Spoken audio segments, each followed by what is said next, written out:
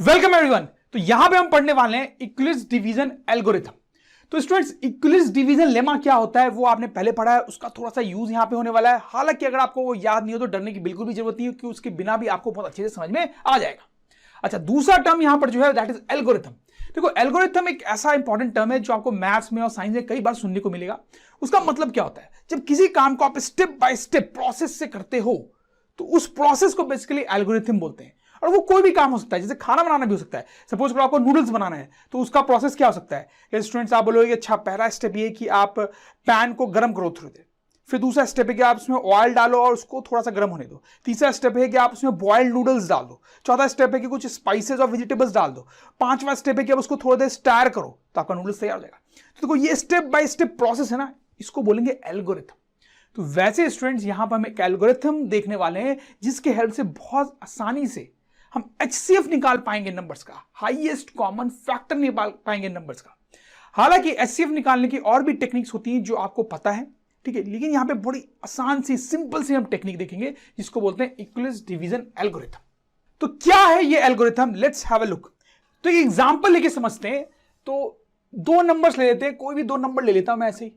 तो 15 और 70 ये दो नंबर्स हैं और हमें इनका HCF निकालना है students, highest common factor. HCF क्या होता है तो आपको पता ही है, कुछ और तरीके भी आपको पता होंगे HCF निकालने के, बट यहां पे इक्विलिब्रियम डिवीजन एल्गोरिथम यूज करके हम इन दोनों का HCF कैसे निकालते हैं, that is what I am going to tell you.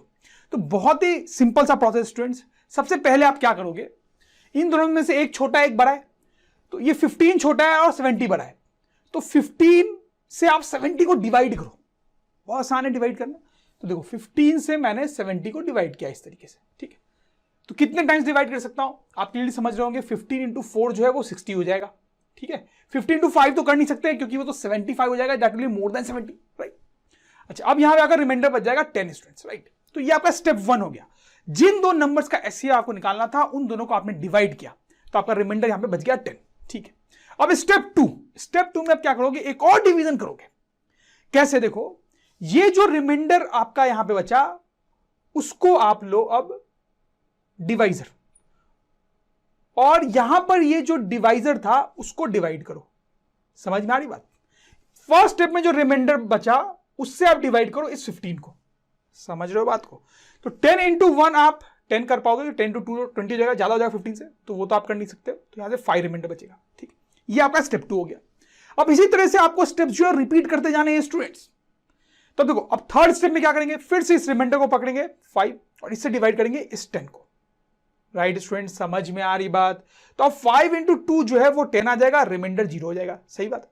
अगर आपका रिमाइंडर 0 आ गया, स्टूडेंट्स, तो अब आप रुक जाओगे, अब आगे कुछ नहीं करोगे। अब आपका यहां पे प्रोसेस जो है वो खत्म हो गया और आपको एक्चुअली HCF भी मिल गया। इस स्टेप में लास्ट स्टेप में जो आपका डिवाइजर था ना, यहां पे 5 है, वही आपका HCF है students, that is your HCF।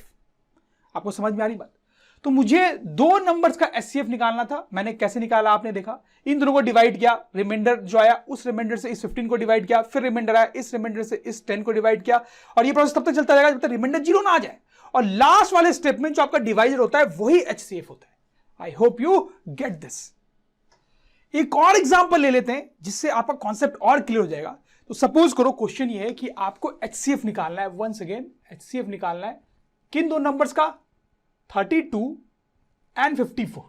तो क्या काम करेंगे स्टूडेंट्स, आप फिर से जैसे मैंने आपको यहां पे डिवीजन बताया था उस तरह से आप डिवीजन करते जाएंगे तब तक आपको रिमाइंडर 0 ना मिले। तो लेट्स डू दैट। तो 32 जो है वो आपका छोटा नंबर है, तो 32 से आप डिवाइड करोगे 54 को। तो क्लियरली आप देख पा रहे हो स्टूडेंट्स कि 32 इंटू 1 लिखोगे आप 32, क्योंकि 32 इंटू 2 करोगे तो वो तो 54 से ज्यादा हो जाएगा। अब यहां पे आपके पास बचेगा रिमाइंडर 2 और यहां पे 1, ठीक है। 12 इज योर रिमाइंडर, ठीक है। अब नेक्स्ट स्टेप में क्या करना है स्टूडेंट्स, अब ये जो रिमाइंडर है उसको पकड़ना है, उससे आप डिवाइड करोगे इस 32 को, ठीक है। अब देखो 12 इंटू 2 हो जाएगा आपका 24, ठीक है। 3 इंटू 3 नहीं कर सकते, वो तो 36 हो जाएगा, ज्यादा हो जाएगा। अब यहां पे आपका रिमाइंडर बचेगा कितना है स्टूडेंट्स, 8, ठीक है। ये स्टेप 2 हो गया। अब क्या करना है स्टूडेंट्स, फिर से रिमाइंडर को पकड़ना है। रिमाइंडर 8 है तो 8 से आप डिवाइड करो इसको, अब 12 को। तो clearly 8 into 1 is 8, so this is 4, ठीक है। 8 इंटू 2 नहीं कर सकते थे। अब क्या करेंगे स्टूडेंट्स, नेक्स्ट स्टेप में अब इस रिमाइंडर को पकड़ेंगे 4 को। 4 से डिवाइड करेंगे इस 8 को, आप क्लियरली देख सकते हैं 4 इंटू 2 इज 8, तो आपका रिमाइंडर 0 आ गया। अब रिमाइंडर आपका 0 हो गया तो कहानी खत्म, अब आगे बढ़ने की जरूरत नहीं है स्टूडेंट्स। और लास्ट स्टेप में जो आपका डिवाइजर था 4, वही एक्चुअली आपका HCF है। दिस इज योर HCF, मतलब इन दो नंबर्स का HCF कितना होगा 4। तो आपको समझ में आया कैसे इक्विलेट डिवीजन एल्गोरिथम का यूज करके HCF निकाला जाता है। यहां पे एक और चीज मैं आपको बताना चाहता हूं स्टूडेंट्स, कि अगर एग्जाम में आपसे इस टाइप के क्वेश्चंस पूछे जाए तो आपको किस तरह से लिखना है। जैसे अगर पूछा जाए इन दोनों का HCF निकालना है, तो आप ये तो लिख ही सकते हो, बट इसके साथ साथ आपको थोड़ा और स्टैंडर्ड तरीके से लिखना चाहिए। कैसे लिखना चाहिए मैं आपको बताता हूं, बुक्स में जनरली आपको वैसे लिखा हुआ मिलेगा। तो जैसे ये स्टेप हमने किया, ठीक है, तो आपको इसको ऐसे लिखना चाहिए 70 इक्वल्स टू 4 इंटू 15 प्लस 10 लिख सकते हैं ना, आप समझ रहे हो, बहुत ही सिंपल है। ठीक, फिर इस स्टेप को आप कैसे लिख सकते हो स्टूडेंट्स, तो आप सोच सकते हो कि 15 जो है उसको आपने लिया 15 equals to 1 into 10 plus remainder that is 5। ठीक है, और फिर इस स्टेप को कैसे लिख सकते हो आप स्टूडेंट्स, इसको आप लिख सकते हैं 10 इक्वल्स टू 2 इंटू 5 प्लस 0।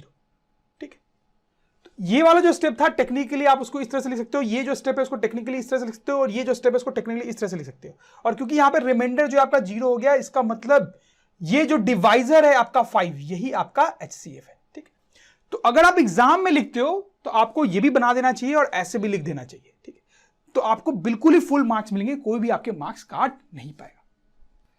तो चलिए एक और क्वेश्चन यहां पे करते हैं स्टूडेंट्स, और यहां पर क्वेश्चन ये है कि आपको HCF पता करना है। ठीक है, और आपको नंबर्स दिए हुए 50, 70 एंड 37, ये 3 नंबर्स दिए हुए हैं और इन तीनों का HCF पता करना है। तो वो कैसे करेंगे, तो अभी तक हमने देखा कि अगर 2 नंबर्स दिए हुए हैं तो उनका HCF कैसे निकालते हैं, जैसे हमने यहां पर देखा था, राइट। और एक और एग्जांपल मैंने आपको बताया था 3 नंबर का कैसे पता करते हैं। तो स्टूडेंट बड़ा सिंपल होता है, अगर 3 नंबर्स दिए हुए हैं या इनफैक्ट ज्यादा भी दिए हैं तो भी तो आप कर सकते हो। तो अगर जैसे 3 नंबर दिए हैं तो कोई भी 2 अपनी चॉइस के आप पिक कर लो, जैसे मान लो ये दोनों पिक कर लिया, इन दोनों का HCF निकाल लो आप। ठीक है, इन दोनों का HCF निकाल लो, और फिर इन दोनों का जो HCF आता है उसका और इसका HCF निकाल लो। तो जो फाइनल आंसर आएगा that is the HCF of all these 3 numbers. जैसे स्टूडेंट मैं आपको यहां करके दिखाता हूं, तो इन दोनों का अगर हम HCF देखें, मतलब किसी भी 2 का लेके HCF निकाल सकते हो बिगिनिंग में, तो इन दोनों का अगर हम HCF देखें तो वो तो हमने यहां पे निकाला ही है स्टूडेंट्स। ठीक, तो वो आया हमारा 5। तो अब क्या करना है, ये जो 5 आया इन दोनों का HCF, और ये जो तीसरा नंबर बच गया उन दोनों का HCF निकालो, मतलब 5 का और 37 का HCF निकालो। समझ में आ रही बात, तो कैसे करेंगे, 5 छोटा है तो उससे डिवाइड करो 37 को, तो वो जाएगा 5 इंटू 7 इज 35। ठीक है स्टूडेंट्स, 5 इंटू 8 तो कर नहीं पाएंगे, 40 हो जाएगा, ज्यादा हो जाएगा। अब 2 बचा, अब 2 रिमाइंडर बचा। अब क्या करना है स्टूडेंट्स, 2 को पकड़ो, 2 से डिवाइड करो 5 को, तो 2 इंटू 2 इज 4, रिमाइंडर बच गया 1। अब नेक्स्ट स्टेप में क्या करना है, 1 रिमाइंडर है तो 1 से डिवाइड करो 2 को, तो 1 इंटू 2 इज 2, तो रिमाइंडर हो गया 0। अब रिमाइंडर 0 आ गया तो अब कहानी खत्म हो गई। और आपको ये भी समझ में आएगा कि यहां पर ये जो है, ये this divisor, this is our final HCF। समझ में आ रही है आपको बात स्टूडेंट्स। उसी तरीके से 3 क्या 4, 5, 6 कितने भी नंबर्स दिए हो उनका HCF आप इस मेथड से निकाल सकते हो।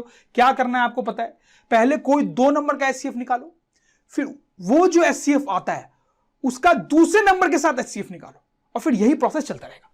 तो स्टूडेंट्स अगर ड्रोन स्टडी के ये वीडियोस आपको अच्छे लग रहे हैं तो आप प्लीज इनको लाइक करें, सब्सक्राइब करें, कमेंट्स लिखें स्टूडेंट्स, अपने थॉट्स बताएं, हमारे साथ शेयर करें कि आप और क्या चाहते हैं। और इतना ही नहीं स्टूडेंट्स, सबसे इंपॉर्टेंट नीचे शेयर बटन पे क्लिक करें और अपने दोस्तों के साथ इन वीडियोस को व्हाट्सएप और फेसबुक पे शेयर करें स्टूडेंट्स, ताकि वो भी इन वीडियोस का फायदा उठा सकें स्टूडेंट्स, राइट।